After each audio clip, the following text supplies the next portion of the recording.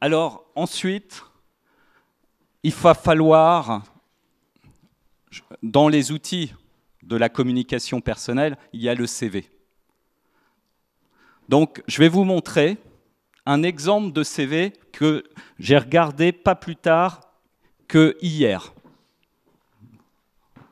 Et je l'ai utilisé avec mes étudiants l'après-midi. Je me suis dit, tiens, je vais le reprendre aujourd'hui. Alors, vous avez une jeune fille, elle est d'une très bonne école, Centrale Paris. Vous voyez? Donc, vous vous dites, très bien, mais enfin, déjà, il faut que vous ne le voyez pas. Non, mais moi, je vous le dis, elle est de Centrale Paris. Bon, alors maintenant, je vous demande à tous, parce que quand vous allez candidater, et ça, je vous dis, c'est la même chose en France, hein, c'est même pas une question d'international. Donc, aujourd'hui, si vous envoyez votre CV dans un service RH ou vous répondez par annonce, derrière, qui vous avez? Option 1, le stagiaire RH, donc qui ne connaît rien du tout, par exemple à l'électronique. Donc stagiaire RH, option 2, le robot, qui traite automatiquement. Donc la question est, quelle est la mission au service RH ou la mission du robot? À votre avis, c'est quoi la mission du robot ou du service RH? Ça va être d'orienter. Les gens sont gentils, hein? Vous êtes gentil. Et si vous vous retrouvez au service RH, vous avez envie d'aider. Donc, votre travail consiste à rerouter les CV vers les bonnes personnes. Dites-moi où est-ce qu'on reroute ce CV?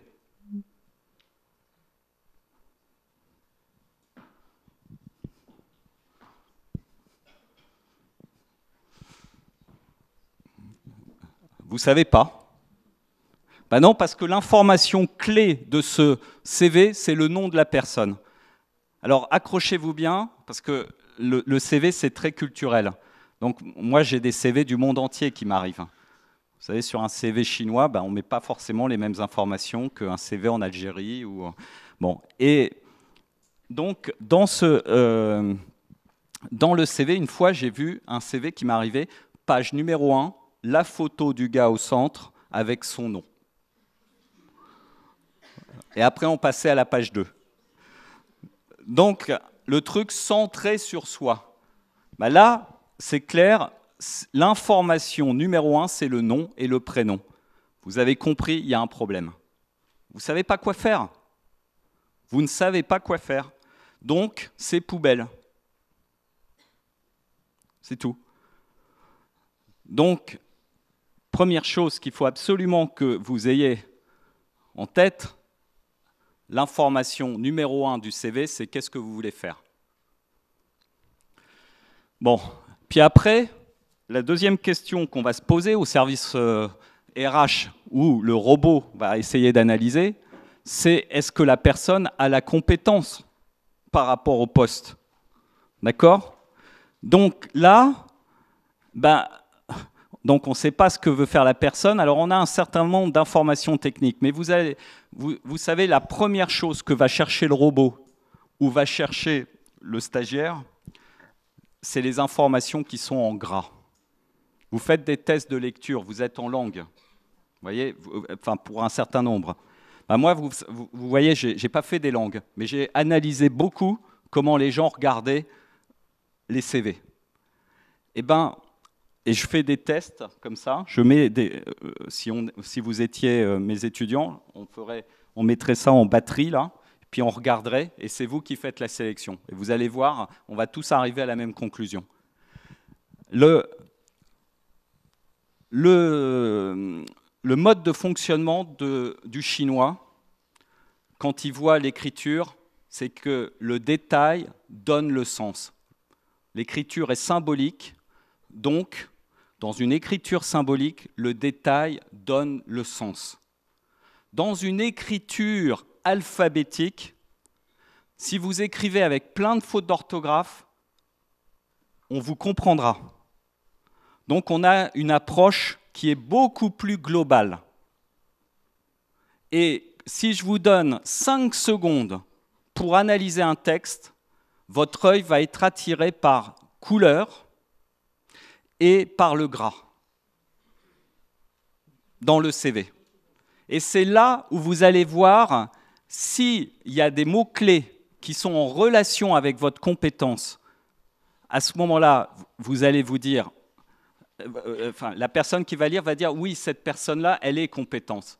Elle est compétente. Mais si vous me collez du gras, comme cette jeune fille, par exemple sur les dates, sur les lieux, sur des noms de société, tout ça c'est mauvais. Tout ça c'est mauvais. Donc, vous voyez, ça c'est pour faire ressortir tout de suite, je veux faire ça et je suis né pour le job. C'est ça le message du CV. Et si ce n'est pas ça qui sort en 7 secondes, parce que c'est le temps moyen d'analyse d'un CV, eh bien, c'est fini. Et puis après, vous avez un autre paramètre, où là, tout est faux aussi. C'est que cette personne-là, elle m'a contacté. Vous savez, moi, j'ai 10 000 étudiants qui me contactent chaque année. Alors, elle m'a contacté pour partir aux États-Unis ou au Canada, enfin en Amérique du Nord. Et je vous dis, elle a les prérequis. Pour moi, c'est bon, elle peut y aller. Le problème, c'est qu'avec ce CV, on est mal parti. Parce qu'au Canada, en plus des problèmes que je vous ai indiqués, le CV là, il est directement éliminé sans analyse aucune. Pourquoi? Il a une photo. En Chine, votre CV sera éliminé directement s'il n'y a pas de photo. Au Canada, c'est l'inverse. Vous voyez?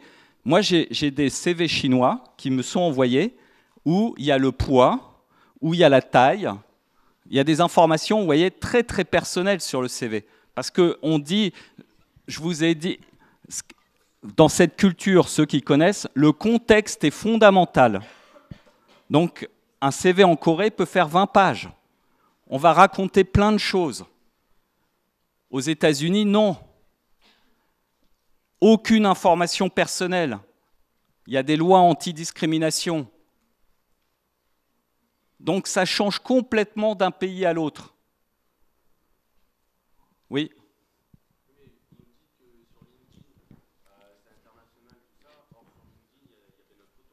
Justement, ce qui est formidable. Alors, je reprends.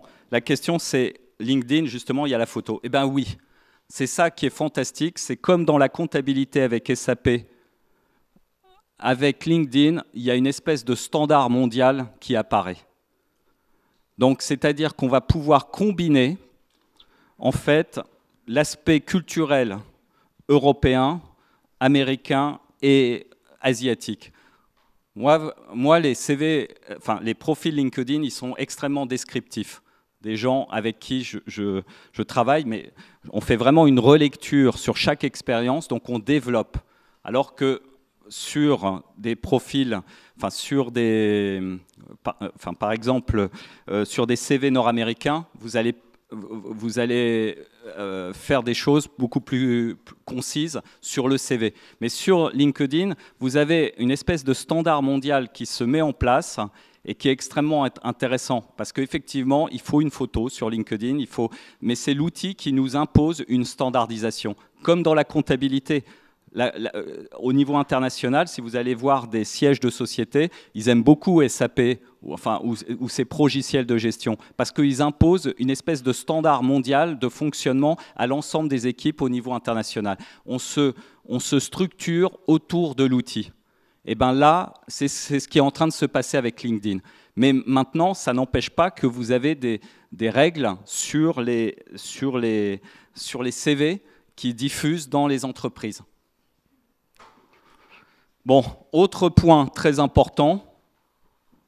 Moi, si je recrute j'ai une entreprise française qui me dit « j'ai besoin de quelqu'un qui parle couramment chinois pour travailler avec la Chine ». Bah forcément, les Chinois qui ont étudié en France m'intéressent. D'accord?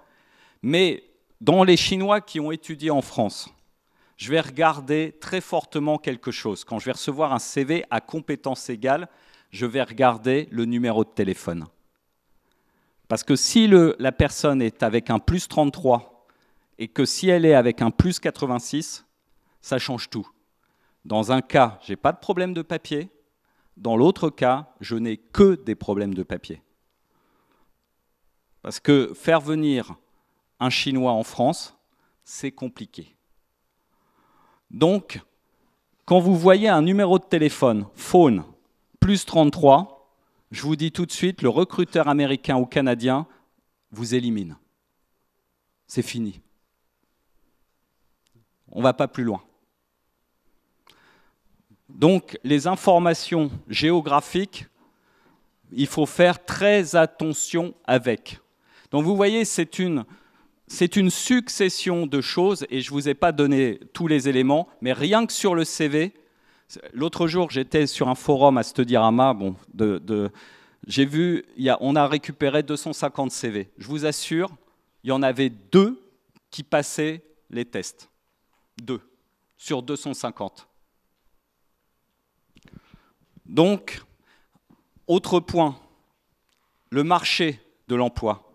Si vous avez 100 personnes qui cherchent du travail et qu'il y a 100 postes, 20% va se passer sur des offres. 80% va se passer sur de la relation. Donc, mais vous allez forcément aller chercher partout dans le monde des sites, vous allez poster et tout.